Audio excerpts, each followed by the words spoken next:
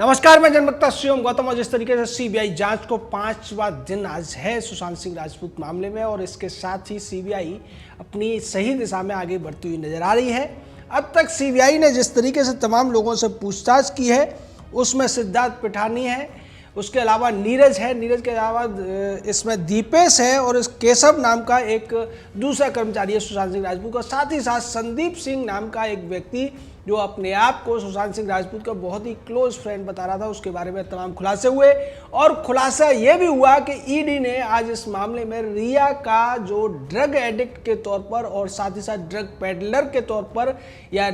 कह सकते हैं कि ड्रग सप्लायर के तौर पर भी इसमें एक रिपोर्ट दी है। उसकी जो व्हाट्सएप चैट से पता चला है कि रिया ड्रग एडिक्ट भी थी और ड्रग की सप्लाई से भी इन्वॉल्व रही थी। ये बात भी ईडी ने सौंपी है सीबीआई को। साथ ही साथ जो संदीप सिंह नाम का व्यक्ति है, इसके संबंध शिवसेना के तमाम नेताओं से बताए जा रहे हैं। इसके अलावा जो मोहन सदाशिव जोशी नाम का एक गुरु बताया जा रहा है, जिसने कि जो अपने आप को नास्तिक कहता है, और एक रिजॉर्ट के अंदर उसने इलाज किया था 2 दिन सुशांत सिंह राजपूत का, वो भी इसी रिया चक्रवर्ती के कहने पर, उसको लेकर भी खुलासा हुआ है। साथ ही साथ खुलासा अब ये भी हुआ है, तमाम फोटोग्राफ सामने आए हैं जिसमें संजय राउत के घर में दिखाई दे रहा है इंद्रजीत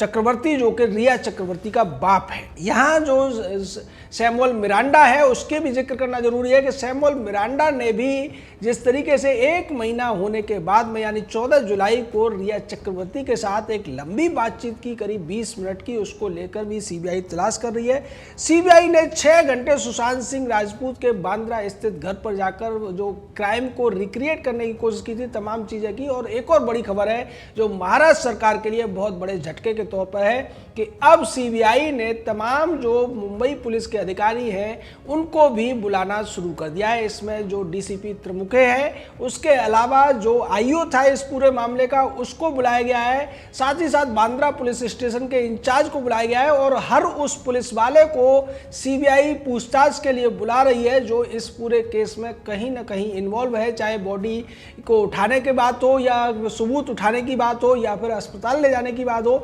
उसके बाद जितने भी पुलिस वाले इस मामले में रहे हैं, उन सभी को सीबीआई ने सम्मन किया है। लेकिन महाराष्ट्र पुलिस जैसा कि पहले सीबीआई के नाम से ही डर रही थी, और उसने जिस तरीके से मानसंदे नाम के जो सबसे बड़ा वकील कहा जाता है, सबसे महंगा वकील कहा जाता है मुंबई का, उसको रिया चक्रवर्ती की याचिका लगवाई गई थी उसके माध्यम से सुप्रीम कोर्ट में कि इस मामले में सीबीआई जांच नहीं होनी चाहिए। उसका अब ऐसा लगता है कि उसकी वजह यही रही होगी कि कहीं ना कहीं महाराष्ट्र सरकार को और इस मामले से जुड़े सभी दोषियों को ये पता था कि अगर सीबीआई जांच करेगी तो कोई ना कोई ऐसा क्लू रह जाएगा जिसकी वजह से ये अपराधी पकड़े जाएंगे। और अब ऐसा लगता है जिस तरीके से महाराष्ट्र पुलिस ने लापरवाही बरती है, उसको लेकर एम्स के भी एक बड़े डॉक्टर ने कहा कि जिस तरीके से फोरेंसिक सबूतों को पहले उठाया जाना चाहिए था, वो नहीं उठाए गए, बहुत बड़ी लापरवाही बरती गई। चाहे लैपटॉप हो, चाहे फोन हो सुशांत सिंह राजपूत का, उन सभी को बहुत दिनों बाद जब्त किया गया, बहुत दिनों बाद उनकी जांच के लिए लिया गया। इसका मतलब ये था कि इन सभी लोगों को मौका दिया गया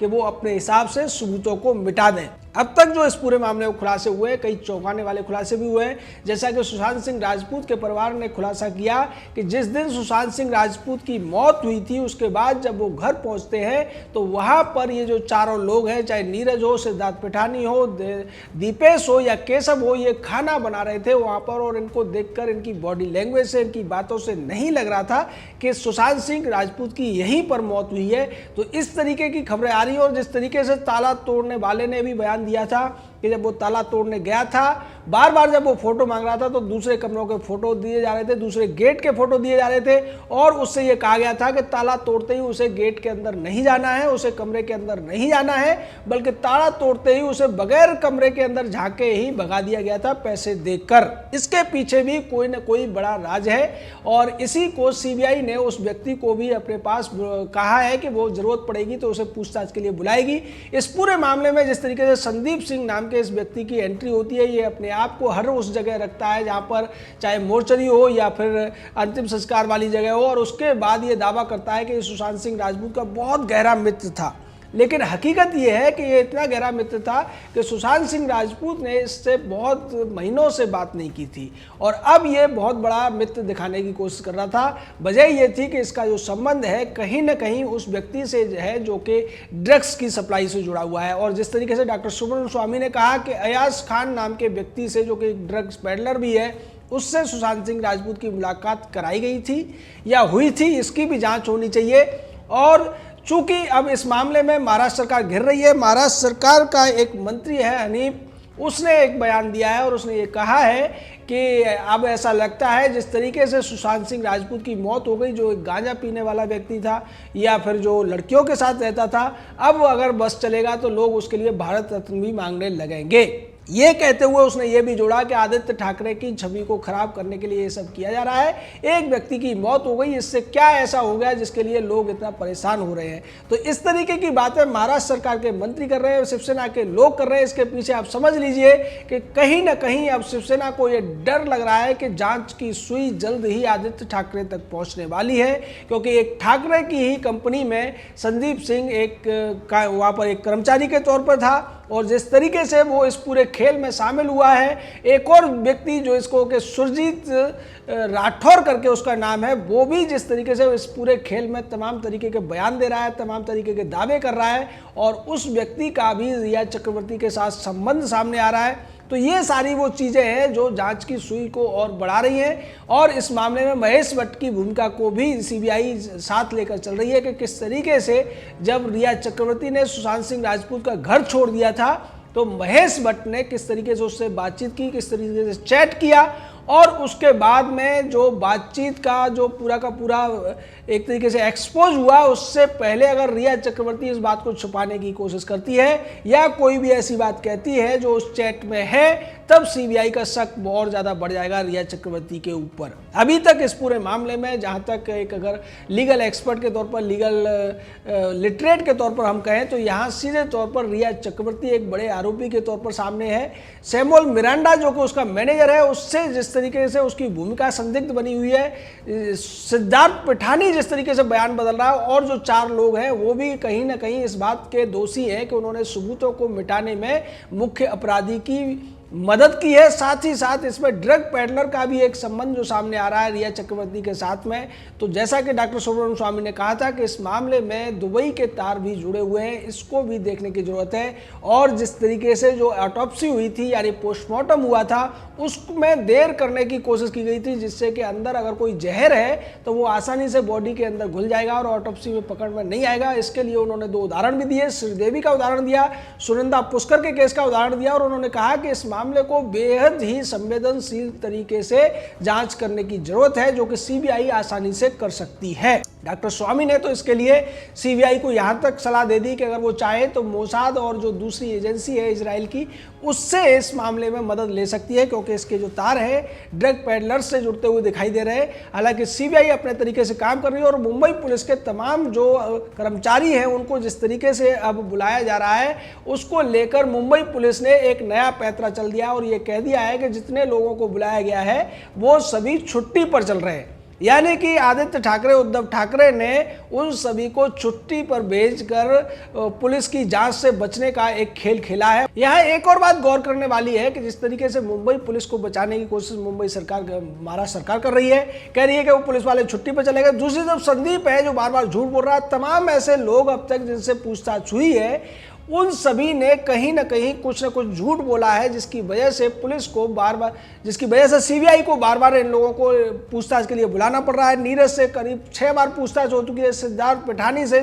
4 से 5 बार पूछताछ हो चुकी है, कई घंटे की पूछताछ हुई है। उसी तरीके से संदीप से भी अब लंबी पूछताछ होगी, क्योंकि संदीप के बयान भी बदल रहे हैं। पहले वो कह रहा था कि रिया को नहीं जानता है, अब रिया चक्रवर्ती और संदीप की जान पहचान का परिचित होने का तमाम सबूत सीबीआई के सामने आ चुके हैं। दूसरी तरफ अब जिस तरीके से संदीप का जो पिता है वो एस्ट्रोलॉजर का भी काम करता है, वो भी रिया चक्रवर्ती को जानता है। और एक और बड़ी बात सामने आई थी कि रिया चक्रवर्ती जिस तरीके से अफवाह फैला रही थी कि सुशांत सिंह राजपूत को डिप्रेशन की बीमारी है, वो डिप्रेशन में चल रहे हैं और